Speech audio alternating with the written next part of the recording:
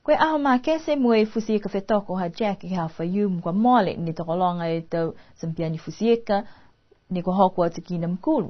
Kai nā kai whai ni ko mauai e pale koe taha ia whetā la. Whina tu whoke takita ke whai tāna ki tupi. Fusika i ke hana waka pālagi ni whakahingo e koe kayak. Nā kai whaika whuka ia ni ko moa.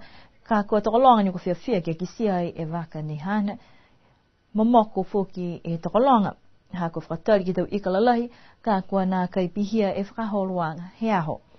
Koe eka ne kua mauai e pale he lahi, koe tawhauni, kua maua he whuatoko Chamberlain Pita. Koe hika ururu mai whangota, tokai e tau whikau he aho, ke matua ko niu tā hanga. Toko longa e tau matu whini whoki ni kua whawalahi a te mangialo tōru ia, ha kua makau ke ua tuai me whitoko ai mai tau tangatāne.